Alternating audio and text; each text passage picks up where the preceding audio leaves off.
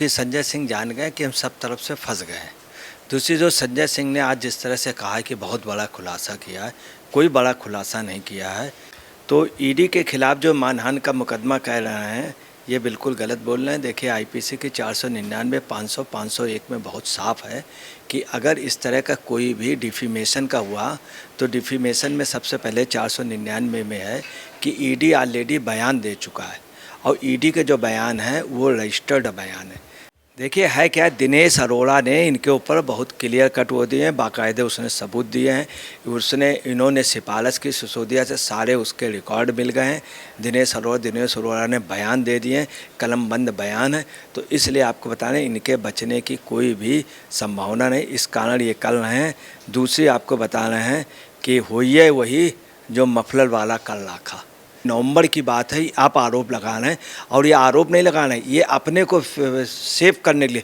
दूसरा इन्होंने एक राघव रेड्डी के लिए कहा, राघव रेड्डी पे भी था, समीर महेंद्रू को डराया धमकाया जा रहा, जबकि ऐसा कुछ नहीं। दूसरा इन्होंने कहा बहुत बड़ा खुलासा हो रहा। तीसरा इन्होंने कहा मनीष सिसोदिया को प्रताड़ित किया जा रहा। ऐसा बिल्कुल नहीं, क्योंकि उनके मनीष सिसोदिया के वकील गए थे, संजय के वकील गए थे, वहाँ बैठे थे। अगर प्रताड़ित किया जा रहा था, इनको थप्पड़ मारा गया या कुछ भी किया गया तो वकील वहाँ भिड़ जाते। वकील बहुत बड़ी वो। नमस्कार, मैं अंजलि मिश्रा, स्वागत है आपका हमारे चैनल में। आपको बता दें कि ईडी की चार्जशीट में नाम आने के बाद संजय सिंह काफ़ी ज़्यादा बौखलाए नजर आए, जिसके बाद संजय सिंह खुलेआम अब ईडी के अधिकारियों को धमकी भी दे रहे हैं और ये कह रहे हैं कि अब उनके ऊपर ये आपराधिक मानहानि का जो मुकदमा है वो दर्ज कराएंगे, क्योंकि ईडी की चार्जशीट में उनका नाम सामने आ रहा है। वहीं दूसरी तरफ बीजेपी है जो ये कह रही है कि संजय सिंह की बौखलाहट इसी वजह से है क्योंकि उन्हें पता है कि अब अगला नंबर जेल जाने के मामले में उनका ही आने वाला है। और अब इस पूरे मामले पर चर्चा करने के लिए हमारे साथ मौजूद हैं वरिष्ठ पत्रकार अजय पत्रकार जी। सर, मैं आपका स्वागत करती हूं हमारे चैनल में।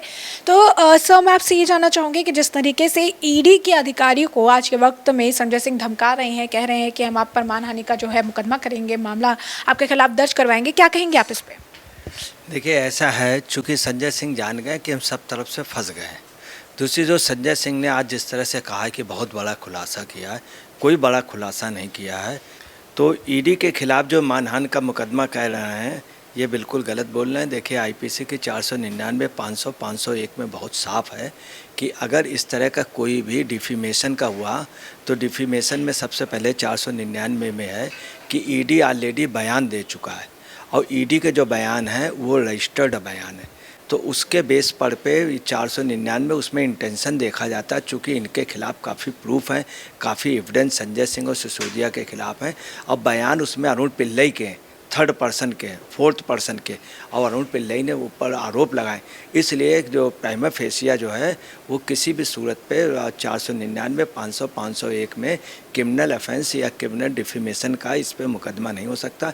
ये सिर्फ अपने बचने के लिए कह रहे हैं और डिफेमेशन में बहुत क्लियर है, अगर कोई डिफेमेशन होगा तो इनके ऊपर हो सकता है। ईडी के ऊपर डिफेमेशन के लिए ये एफआईआर कर सकते हैं, मुकदमा कर सकते हैं, मगर मुकदमा में आपको बताना है प्राइमा फेसिया या तो ये केस वो हो जाएगा या फिर इस केस में कोई भी दम नहीं है, उसमें कतई भी वो मुल्जिम नहीं बन सकता ईडी।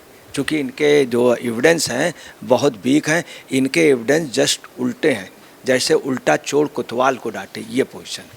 तो एक तरह से अगर आप देखेंगे तो संजय सिंह को इस बात की तकलीफ है कि चार्जशीट में संजय सिंह का नाम क्यों आया, जबकि इससे पहले जो है स्टेटमेंट में ईडी के उनका नाम नहीं था। और ये कह रहे हैं कि उनके खिलाफ जो है साजिश की जा रही है, वो ईडी के खिलाफ बयान दे रहे हैं, इसी वजह से ईडी के चार्जशीट में उनका नाम दाखिल किया गया है। क्या कहेंगे आप? देखिए हम इस पे बता दें ना, इनका नाम इसलिए आया, एक व्यक्ति था जिसके लिए इन्होंने सिफारिश की थी और उस व्यक्ति ने भी गवाही दी है। एक दुकान के लिए ट्रांसफ़र के लिए इन्होंने सिफारिश की थी, इन्होंने सिसोदिया से कहा था, सब सिसोदिया। और जो एविडेंस हैं, जो वहाँ पे इस तरह की चर्चा ये है कि इन्होंने तमाम दुकानों की सिफारिश की थी, जिसमें एक का पक्का सबूत मिल गया। इनके कहने पे सिसोदिया ने ट्रांसफ़र किया था और उस व्यक्ति ने खुद स्वीकार किया। ये लगातार उसका फेवर कर रहे हैं, कहीं पर वो गवाह न दे दे। हकीकत है कि ये इस उसमें बयान में जो उसने जो बयान दिया दुकान का, और वो लगातार कह रहा है, ये उसको सेव कर रहे हैं। तो इसमें ये फंस रहे हैं और निश्चित तौर पे एविडेंस इनके मजबूत है, इनको कोई भी मतलब बचा नहीं सकता है। तो एक और जो सवाल है वो ये है कि लगातार संजय सिंह जो है ईडी पर गंभीर आरोप लगा रही हैं। इससे पहले भी उन्होंने कई सारे नाम लिए, कहा कि कस्टडी में जो है मैं बड़ा खुलासा कर रहा हूँ, किस तरीके से ईडी मारपीट कर रही है, अगर लोगों के जो है कान के पर्दे फाड़ दे रही है, और भी लोगों के बारे में जो है लगातार जो है गंभीर आरोप ईडी को लेकर इन्होंने लगाया। इस पर क्या कहेंगे आप? देखिए, बिल्कुल गलत है ये। नवंबर में रेडी वाले मामले के लिए खुद तेलंगाना गवर्नमेंट ने बाकायदे पूछा था, और तेलंगाना के उसने पूछा था, वहाँ के उसने, और बाकायदे उसके जवाब था। ये नवंबर की बात है, आप आरोप लगा रहे हैं, और ये आरोप नहीं लगाना है, ये अपने को सेव करने के लिए। दूसरा, इन्होंने एक राघव रेड्डी के लिए कहा, राघव रेड्डी पे भी था, समीर महेंद्रू को डराया धमकाया जा रहा, जबकि ऐसा कुछ नहीं। दूसरा, इन्होंने कहा बहुत बड़ा खुलासा हो रहा। तीसरा, इन्होंने कहा मनीष सिसोदिया को प्रताड़ित किया जा रहा। ऐसा बिल्कुल नहीं, क्योंकि उनके मनीष सिसोदिया के वकील गए थे, संजय के वकील गए थे, वहाँ बैठे थे। अगर प्रताड़ित किया जा रहा था, इनको थप्पड़ मारा गया या कुछ भी किया गया, तो वकील वहाँ भिड़ जाते। वकील बहुत बड़ी वो, अब वकील बहुत यूनाइट है। 30,000 का वकील किरण बेदी तक से भिड़ चुका है, किरण बेदी पे हमला कर चुका है। तो आपको बताना, जो ये कह रहे हैं, ऐसा बिल्कुल संभव नहीं है। इसी के साथ जो एक और सवाल बन रहा है वो ये है कि जिस तरीके से आम आदमी पार्टी जो है लगातार मनीष सिसोदिया को बेकसूर बता रही है, मनीष सिसोदिया को जमानत नहीं मिल रही है, संजय सिंह का चार्जशीट में नाम आ रहा है, और अब बीजेपी कह रही है कि संजय सिंह ये जो बौखला रहे हैं, ये जो इस तरीके से बयानबाजी कर रहे हैं, ये इसी वजह से कर रहे हैं क्योंकि अब उन्हें भी जेल जाने का डर जो है वो सता रहा है, क्योंकि अब अगला नंबर संजय सिंह का है, और जिस तरीके से ये गुत्थी सुलझती जाएगी, खुलते जाएगी, तो उसके बाद जो नंबर है वो केजरीवाल का भी आ सकता है। क्या कहेंगे आप? देखिए, निश्चित तौर पे आ जाएगा। संजय सिंह की जो बैकग्राउंड रही है, और जो इनके खिलाफ सबसे बड़ी बात है कि इनके खिलाफ बयान आ गए, और इन्होंने मोबाइल वाली, अभी उन्होंने मोबाइल की भी एक बात कही तोड़ने की, तो ईडी के पास कुछ मोबाइल हैं जिसमें सबूत हैं, उसमें संजय सिंह का, और जिस दुकानदार ने कहा वो, तो इनको जेल जाने से कोई नहीं रोक सकता है। ये आपको बताना है कि एक कहावत है, चोर की दाढ़ी में तिनका, बिल्कुल वही पोजीशन यहाँ पर भी है कि चूँकि ये दोषी हैं, और जितना इन्होंने आज खुलासा किया, कोई खुलासा नहीं, ये नवंबर पहले पिछली साल के हैं सब, और वो बाकायदे बयानात हुए। इसलिए आपको बताना है, इनके उसमें पूरा डाउट है, और अनुर पिल्लई ने तो बहुत स्पष्ट कर दिया है। तो इस आपको बताना है कि कहीं कुछ नहीं, ये एक योजनाबद्ध तरीके से। दूसरी आपको बता दें, एक ईमेल वाला ये है जिसमें जाकिर उसका वो है, तो इन लोगों ने वेल प्लान्ड ईमेल के जरिए एक मुहिम चलाई थी, उसके भी आ गए। वो सिसोदिया के उसमें भी उसकी ईमेल पाई गई, इनके भी पाए गए, और इनके उस पर पाए गए। तो ये तमाम ऐसे सबूत हैं जिसमें ये फंस चुके हैं, और इनके बचने की संभावना नहीं। ये कब तक रुक लेते हैं, बस ये है कि अब ये है कि इनके लिए क्या वहाँ व्यवस्था होती है। देखिए, है क्या, दिनेश अरोड़ा ने इनके ऊपर बहुत क्लियर कट वो दिए हैं, बाकायदे उसने सबूत दिए हैं। इन्होंने सिफारिश की सिसोदिया से, सारे उसके रिकॉर्ड मिल गए हैं। दिनेश अरोड़ा ने बयान दे दिए, कलमबंद बयान है। तो इसलिए आपको बताने, इनके बचने की कोई भी संभावना नहीं, इस कारण ये कर रहे हैं। दूसरी आपको बताना है कि हुई वही जो मफलर वाला कर रखा, ये पोजीशन आपकी है, हुई वही जो मफलर वाला कर रखा। और जो आपकी जो कहानी है पूरी उसमें मेन आदमी जो फंस रहे हैं, जो मेन आका, वो बच नहीं पाएंगे। क्योंकि आज जो बयान हुए हैं, दूसरी बात, आज उसके तुरंत ही बाद केजरीवाल ने भी बयान दिया है, तो उस केजरीवाल की भी घबराहट है, एकदम से दो बयान हो जाना 1 घंटे में।